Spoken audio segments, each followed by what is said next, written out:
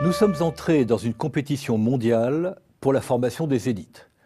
L'enjeu, c'est un marché de millions de futurs managers, d'ingénieurs, de chercheurs et dirigeants d'entreprises. Un enjeu qui est bien sûr économique et financier, mais aussi stratégique et culturel. Former les élites, c'est exercer un soft power international, un pouvoir d'influence largement dominé aujourd'hui par les grandes universités américaines. Leur puissance, leur réputation, leur modèle de pensée, leurs professeurs, leur vision du monde et bien sûr la langue anglaise. On le sait, la France forme la majorité de ses élites managériales dans un système très particulier, un peu unique au monde, les grandes écoles. Des grandes écoles qui estiment avoir une carte à jouer pour former les élites mondiales et surtout celles des pays émergents. Pour défendre cette ambition, nous avons invité aujourd'hui Pierre Tapie, le directeur général du groupe ESSEC et surtout président de la conférence des grandes écoles. Pierre Tapie, bonjour. Bonjour.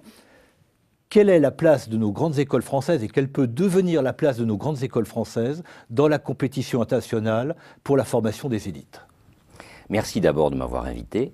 Je vais bien sûr répondre à cette question. Je me suis récemment exprimé dans les colonnes du journal Le Monde sur ce sujet, mais pas en tant que grande école. Je me suis exprimé en tant qu'universitaire, en posant une question qui est la question de quelle ambition pour la France à former les futures élites internationales.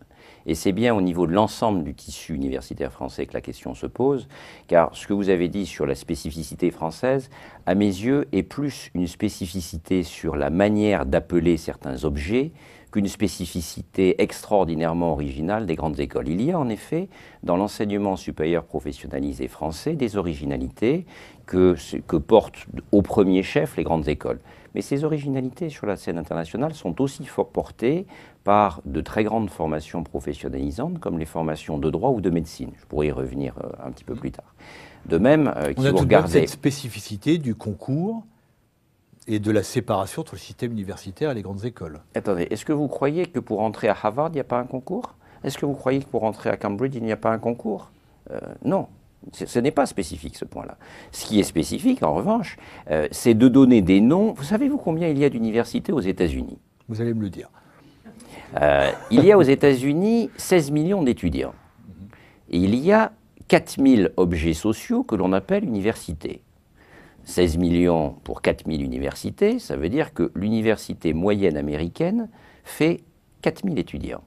Et comme toutes celles que nous connaissons, dont nous connaissons les valeurs de marque, ou celles qui sont des grandes universités d'État, ont entre 10 000 et 50 000 étudiants, à peu près, ça veut dire qu'il y a une très grande majorité d'universités américaines qui font moins de 4 000 étudiants. Mais ces objets-là, alors que ces objets souvent font beaucoup moins de recherche que ce qui est fait dans les grandes écoles, on les appelle aux États-Unis universités.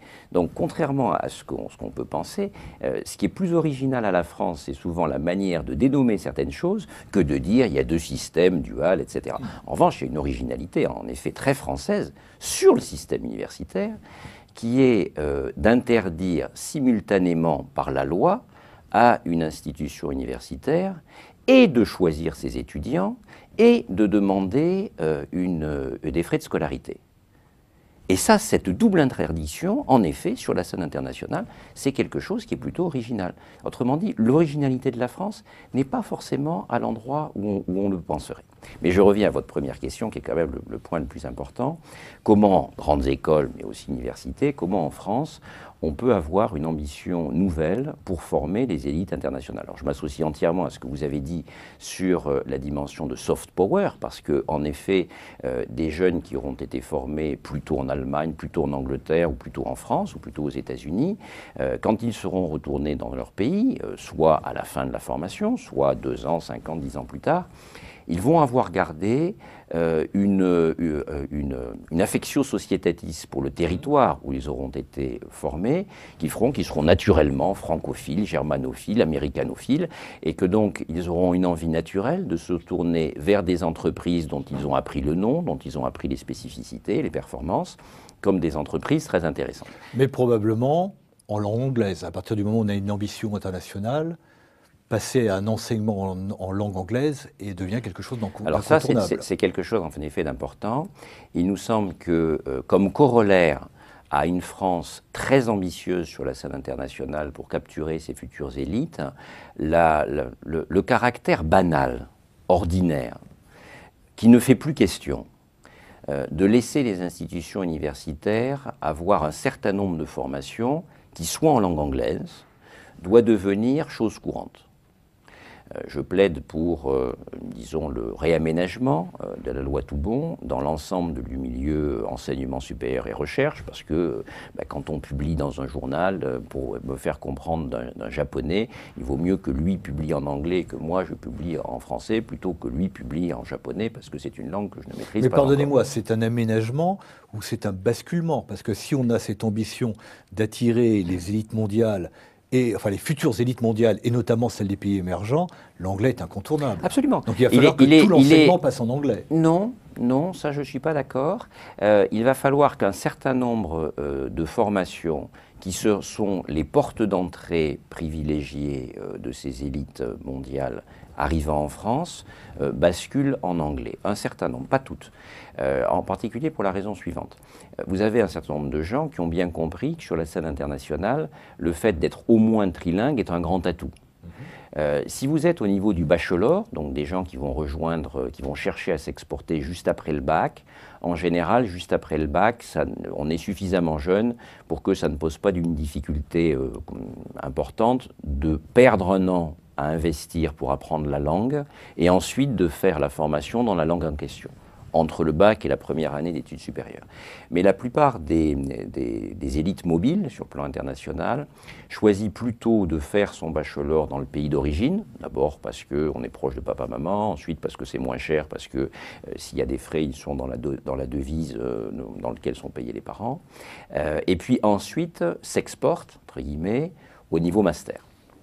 Et je pense en effet que la banalisation de la langue anglaise devrait arriver soit sur des formations un petit peu dessinées pour, soit sur un plus grand nombre de formations, plutôt au niveau master, sachant qu'au niveau master, ce qui est intéressant, c'est qu'il y ait d'un côté des enseignements en langue anglaise, mais d'un autre côté, notamment à la fin des formations, qu'on retrouve la langue française, notamment pour des électifs, parce que par exemple, dans ces formations imposées, un certain niveau de maîtrise du français à la sortie n'est pas illégitime. Ils sont venus étudier en France, donc imposer quelque chose n'est pas illégitime. En revanche, ce qui est stupide, à l'avance, c'est de se dire je m'impose de sélectionner seulement parmi le 1 candidat mondial sur 20 qui est déjà francophone, alors que si je sélectionne parmi ceux qui sont anglophones, eh bien il y en a 20 sur 20.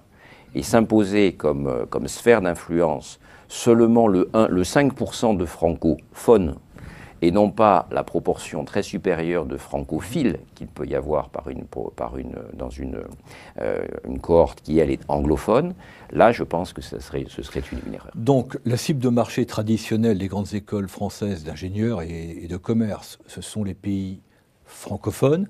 C'est une cible trop étroite. Il faut viser plus large, tout à fait, y compris le grand large, tout à fait, y compris la Chine, y compris le Vietnam. Donc, comment s'y prendre? Alors, c'est assez simple. Aujourd'hui, quand une école comme Centrale... enfin, c'est assez simple. C'est compliqué à mettre en place, mais dans l'intention, c'est assez simple. Aujourd'hui, quand une école comme Centrale s'installe à Pékin, ou quand une école comme l'ESSEC s'installe à Singapour, on s'y installe avec quoi? On s'y installe avec, avant tout, une ingénierie pédagogique qui est rare et originale. Et qui forme des gens qui, en termes de pouvoir de synthèse, pouvoir de mettre des choses par rapport à la résolution de problèmes et se mettre en dynamique de projet à un âge très précoce de leur carrière, sont des gens très appréciés. Et aujourd'hui, vous avez cité les qualités de synthèse. Vous pensez que les formations françaises ont une sorte d'avantage concurrentiel sur cet aspect-là? Oui, je pense, pour deux raisons. La première raison, c'est que dans les grandes écoles ou dans les formations de médecine ou de droit dans leurs champs respectifs, on donne des exigences très pluridisciplinaires. Si vous regardez le spectre des disciplines qui sont couvertes en prépa avant de rentrer dans une école d'ingénieur, et si vous observez le fait que dans une école d'ingénieur, en général, vous avez entre un quart et un tiers des disciplines qui sont en fait des humanités et sciences sociales, vous avez à la fin d'études scientifiques d'école d'ingénieurs des gens qui ont eu accès à une compétence pluridisciplinaire, beaucoup plus large que ce qui est le cas de Master of Science in Engineering, de Master of Science in Physics, etc., dans les pays, dans la plupart des autres pays. Et ça, cette dimension pluridisciplinaire est une grande force par rapport à l'étude de cas réels et la résolution de problèmes réels. Ça, c'est la première originalité. Et la deuxième originalité, c'est que toutes les formations professionnalisantes françaises, et j'y inclus là aussi également le droit et la médecine, notamment la médecine, mais bien sûr les grandes écoles de management et d'ingénieurs, ont une pédagogie par l'immersion professionnalisante, qui est une immersion très précoce, qui se fait dès la 3e année, selon les écoles d'ailleurs, si vous êtes dans une école intégrée à Bac+5, ça se fait dès la fin de la première année, et en jouant à fond sur la règle des intervalles qui permet chaque année d'avoir un stage long, qui dans certains cas, notamment pour les mémoires de fin d'études, sont vraiment des stages d'assistant chef de produit quand c'est en management et en marketing, des stages de jeunes chercheurs quand c'est un mémoire de fin d'études d'ingénieur. Ça vous permet d'avoir des expériences où, étant immergé dans la réalité, le jeune va remettre ensemble les différents savoirs qu'il a appris, et ensuite, c'est là où l'alternance est absolument majeure, ensuite va venir l'année suivante, réinterroger ses champs de savoir par rapport à une expérience concrète qu'il a traversée. Et je crois que cette dynamique d'alternance, qu'on pratique dans toutes nos formations professionnalisantes, est une dynamique qui prépare des jeunes à un âge plus précoce à une maturité professionnelle. Je suis toujours impressionné et presque ému quand j'entends un dirigeant d'un grand cabinet d'ingénierie japonais, un monsieur très francophile, qui fait partie un petit peu de l'intelligentsia à l'interface de nos deux pays, et qui me dit « Mais monsieur Tapie, expliquez-moi pourquoi, quand j'embauche un jeune centralien en fin d'études, je suis capable de lui donner un travail sur un projet de calcul de pont et de construction de pont, qu'un jeune ingénieur japonais sorti de Todai ou de Kodai ne sait pas faire avant 5 ans d'expérience. » Alors, revenons à notre... Et pourtant, ce sont des gens remarquables. Je crois que là, on a un avantage concurrentiel qui est à la fois cet esprit de synthèse et cette capacité à gérer des projets de manière intégrée à cause de l'alternance théorique-pratique que nous pratiquons. Alors, revenons à notre stratégie de conquête internationale des écoles, des grandes écoles, aussi bien d'ingénieurs que commerciales. Donc, on pourrait faire une analyse SWOT, comme on fait dans les écoles de commerce. On analyse nos forces et faiblesses, les opportunités et les menaces. Mais cette stratégie, vous la voyez comme une stratégie de localisation en France d'étudiants venus notamment des pays émergents, ou comme vous le faites au groupe ESSEC, de délocalisation en quelque sorte, ou de localisation de proximité? Sincèrement, les deux.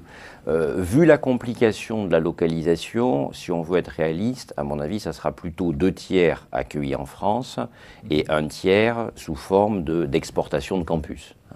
Mais le nombre d'institutions universitaires qui aujourd'hui choisissent de larguer les amarres et de s'installer à l'étranger, que ce soit la Sorbonne à Abu Dhabi, certaines écoles de commerce en Europe de l'Est, les écoles dont je viens de parler, c'est quand même aujourd'hui quelque chose que l'on voit apparaître, des écoles au Maroc qui également se positionnent au Maroc, c'est quelque chose qu'on voit apparaître d'une manière qui s'accélère, disons.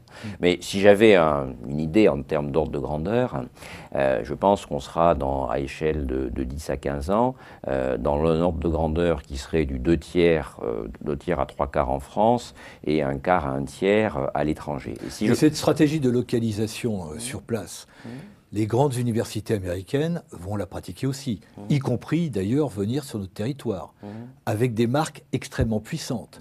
Est-ce que nos marques d'école, que ce soit les écoles d'ingénieurs ou nos écoles de commerce, est-ce que ESSEC, HEC, Polytechnique peuvent lutter contre Princeton, MIT, Harvard? Alors, elles peuvent apprendre à lutter. On a un certain nombre de spécificités. Je pense que nos pédagogies, sans forfaiture, sincèrement, je pense que nos pédagogies sont plus avancées que les leurs. Et sur un certain nombre de sujets, quand on voit comment aujourd'hui les business schools américaines nous regardent avec une certaine envie, ils peuvent nous dire, par exemple... avec une certaine envie. Oui, ils ne nous envient pas nos moyens financiers. Ça c'est clair sur ce plan-là. Oui, ça pose d'ailleurs le problème des moyens financiers. C'est une question sur laquelle on va revenir sûrement. En revanche, j'entends des deans américains me dire, mais imposer 3 langues au niveau d'un Master of Science in Management, Nous ne pouvons pas le faire. Nous sommes incapables de le faire. Et ça va former des gens qui demain auront une culture personnelle mondialisée beaucoup plus polymorphe, qui représente une menace pour nous. Aujourd'hui, les étudiants américains US sont la troisième population parmi les étudiants de l'ESSEC. C'est quelque chose qui est intéressant comme observation. J'étais simplement il y a 3 ans, ils étaient la 5e ou 6e population. Aujourd'hui, j'ai une centaine d'étudiants américains qui viennent chercher dans une école comme la nôtre une plus grande ouverture internationale, en fait, une plus grande ouverture culturelle à des choses plus variées, et aussi des possibilités de construction de cursus où on va passer un certain temps en France, un certain temps en Chine, un certain temps à Singapour, sur lequel nous sommes plutôt en avance. Autrement dit, on est plutôt en avance. Je pense qu'aujourd'hui, il y a dans l'innovation produit, on est plutôt en avance. En revanche, sur la valeur de marque, il est évident que des universités richissimes qui ont capitalisé sur une valeur de marque depuis quasiment 400 ans, ont une puissance de renommée mondiale qu'aucune de nos écoles...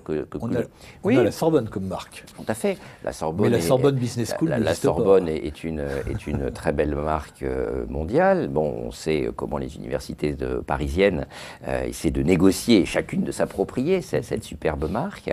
Mais c'est vrai qu'au niveau des marques, nous avons clairement un handicap. Alors revenons sur un autre handicap, qui n'est pas insurmontable probablement, les moyens financiers. Le montant des scolarités entre Harvard et l'ESSEC, c'est pas le même niveau. Il y a d'autres systèmes de financement aux États-Unis, donc c'est une concurrence très inégale. Est-ce qu'on risque pas de voir perdurer une hiérarchie en fait, des formations qui sont liées à ces moyens de financement ? Alors, vous posez là un défi très politique qui mérite effectivement qu'on l'explore un petit peu sur le plan historique. Ce qui est très intéressant, c'est qu'en Europe continentale, on a considéré depuis le XVIIIe siècle que l'enseignement supérieur était un bien public. Et donc, il avait la noblesse du bien public, au sens des économistes. Le bien public avait de rechef, il était normal que ce bien public soit financé par l'impôt public. Et donc on a fait le choix, notamment d'imposer des frais de scolarité égaux à 0, voire négatifs d'ailleurs dans certaines formations, en France dans à peu près la totalité des institutions publiques, et c'est le cas assez largement dans les universités publiques d'Europe continentale. Au motif de ce que ce bien public, il était cohérent qu'il soit financé par l'impôt. Dans les systèmes anglo-saxons, on a pris une tradition complètement différente, qui est de considérer que l'enseignement supérieur est un investissement que je vais faire dans mon avenir, qui va avoir une rentabilité, un certain retour sur investissement à l'avenir, et donc que finalement il devait s'organiser selon certaines lois libres de... Mais d'ailleurs, est-ce qu'il est normal qu'un étudiant français qui passe par une grande école dispose gratuitement d'une rente de situation, puisque le passage par cette filière élitiste va lui donner un avantage à vie sur le marché du travail. Est-il normal qu'un médecin dont nous finançons entièrement par nos impôts une formation qui coûte à peu près 200 à 250 000 euros et qui, s'il la faisait aux États-Unis ou en Angleterre, lui donnerait... Les perspectives de rémunération d'un médecin ne sont plus les mêmes aujourd'hui. Je n'ai pas sûr, ça dépend dans quel secteur vous êtes, ce n'est pas sûr du tout. Non, mais la question que vous posez n'est pas une question grande école université. C'est une question de l'ensemble de notre système universitaire français. Quelqu'un qui sort avec un master de physique a, sur le plan du marché du travail, des opportunités extraordinaires. Donc c'est une question qui est beaucoup plus large que ça, qui est une vraie question, qui est de savoir dans la répartition de l'effort public s'il y a une certaine légitimité à ce que ceux qui investissent dans une formation longue, mais en même temps voient cette formation longue les positionner à long terme d'une manière positive sur le marché du travail, est-ce que ces gens méritent, ou leur famille, méritent de contribuer un petit peu au coût de la formation ou pas ? Et toujours en reprenant la question bien public, bien privé, il s'est avéré que ces deux différences de tradition ont amené à constituer en Europe continentale, et ce n'est pas que la France, en Europe continentale des universités en moyenne très pauvres, des institutions universitaires très pauvres. Parce que les grandes écoles, par 2 ou 3 qui se trouvent pour des raisons très particulières au niveau d'intensité internationale, l'ensemble des grandes écoles est aussi pauvre, chacun dans sa catégorie, que l'ensemble universitaire. Aujourd'hui, en France, vous avez une dépense de formation qui est de 10 500 € par étudiant et par an. Bon. Elle nous place aimablement en dessous de la moyenne des pays de l'OCDE. Elle nous place à peu près à la moitié de la moyenne des institutions américaines. Et quand on dit la moyenne des institutions américaines, évidemment, l'écart est gigantesque. Il y a d'ailleurs des chiffres qui sont très révélateurs, qui sont les différences de dépenses par étudiant dans Absolument. les bibliothèques, par exemple. Absolument. Mais vous savez, je pourrais prendre un exemple très concret qui est celui de l'ESSEC. L'ESSEC, qui est une institution d'élite sur la scène européenne, nous avons un ensemble de budgets, tout compris, y compris les résidences étudiantes, qui représentent à peu près 22 000 € par étudiant et par an. Avec $1 à 1,4, ça fait 30 000 $. Les universités américaines avec qui nous signons des accords de double diplôme, des accords de partenariat, enfin, qui sont nos frères intellectuels, sont dans des budgets qui sont de l'ordre de 100 à 150 000 $ par étudiant et par an. Alors, le temps tourne. Il y a une question qui fâche que je voudrais vous poser, qui agace beaucoup les dirigeants des grandes écoles françaises. Comment démocratiser l'enseignement des grandes écoles françaises ? Toutes les statistiques, les analyses, un récent rapport de l'Institut Montaigne montre que les origines sociales des étudiants des grandes écoles françaises sont de plus en plus des origines favorisées. Alors, cette question ne nous fâche absolument pas. Bon. Non seulement elle ne nous fâche pas, mais nous nous en sommes saisis comme acteurs politiques en septembre 2001. Non pas pour l'analyser, mais pour agir dessus. Et qu'est-ce qui fait qu'à ce moment-là, on s'est saisi de cette question pour agir dessus? Eh bien, c'est tout simplement qu'à ce moment-là, les chiffres sont sortis, et on a découvert, à ce moment-là, septembre 2001, que la proportion des CSP++, des diplômés de niveau master de l'université, était exactement identique à celle des grandes écoles. Exactement identique. Exactement, strictement identique, à savoir 50%. Elle est au demeurant exactement identique, ça c'est des statistiques encore plus récentes, à la moyenne des CSP des jeunes qui étudient dans les filières scientifiques à l'université. C'est la même proportion que ceux qui étudient dans les filières scientifiques dans les classes préparatoires. Et des statistiques encore plus récentes, puisqu'elles sont sorties dans le public en septembre 2010, et tout le débat qu'il y a eu l'année dernière nous a permis d'être très rigoureux sur ces statistiques, a montré qu'en fait, entre la 6e et le bac, vous avez une colonne de distillation fractionnée à caractère social, puisque les CSP++ sont exactement 16% dans les jeunes qui rentrent en 6e, 23% parmi les jeunes qui, 7 ans plus tard, reçoivent un baccalauréat, 33% parmi ceux qui reçoivent un baccalauréat général, 43% parmi ceux qui reçoivent un baccalauréat général. Bon, vous allez me donner plein de chiffres. Général là, avec mention, et 51%, parmi ceux qui reçoivent un baccalauréat général avec mention bien et très bien. Et en effet, dans les écoles qui sont les 10 écoles les plus en vue, qui spontanément les noms vous viennent dans la tête, nous ne prenons que des jeunes qui au départ ont été des jeunes passant par un baccalauréat général ayant une mention bien et très bien. Et en fait, la colonne de distillation fractionnée, elle s'est faite. Donc entre les écoles n'ont pas de responsabilité, ça s'est fait avant. L'ensemble des informations dont on dispose montrent que écoles comme universités sont sur ce plan-là avant tout biaisées par un phénomène qui a eu lieu à l'intérieur du secondaire. Ça ne veut pas dire qu'on n'a pas de responsabilité, mais ça veut dire que le phénomène macro aujourd'hui, c'est dans l'enseignement secondaire qui se situe. Bon, le phénomène naît dans l'enseignement secondaire, mais néanmoins, l'enseignement secondaire est ce qu'il est avec ses immobilismes. Comment les grandes écoles peuvent contribuer à modifier ces distorsions? Alors, nous l'avons fait, nous le faisons de manière... Est-ce que Sciences Po, par exemple, montre un petit peu la voie? Le modèle de Sciences Po, qui est un modèle dérogatoire à l'esprit du concours républicain, est un modèle qui est intéressant pour poser la problématique, mais est un modèle qui n'est pas extensible, qui est mécaniquement non extensible. Et d'ailleurs, aucune Sciences Po de province ne l'a fait, mais c'est un très très bon modèle pour l'école particulière qui est Sciences Po, de manière à attirer le maximum de jeunes. En revanche, ce qui nous semble plus intéressant, parce que c'est un modèle extensible, c'est de sortir de notre champ de métier, ce que nous avons fait dans les 5 dernières années, sortir de notre champ de métier en allant nous-mêmes dans les lycées, et en découvrant que dans les lycées, l'inhibition principale qui amène à cette colonne de distillation fractionnée que j'évoquais est une inhibition qui fait que les gens se mettent, d'origine modeste, se mettent des barrières d'autocensure majeures. Et donc nous avons construit des programmes qui sont des programmes de réenchantement de l'enseignement supérieur et de réenchantement de l'ambition scolaire, qui vont dans des lycées défavorisés, et qui, par des programmes de tutorat, de coaching, de la troisième à la troisième, seconde, première terminale, essentiellement seconde à terminale, ont des résultats absolument spectaculaires. Le programme le plus ancien sur ce plan-là, c'est le programme Pourquoi pas moi de l'ESSEC, et les statistiques sont effarantes, puisque quand les jeunes on a un recul sur 6 promotions au niveau du bac.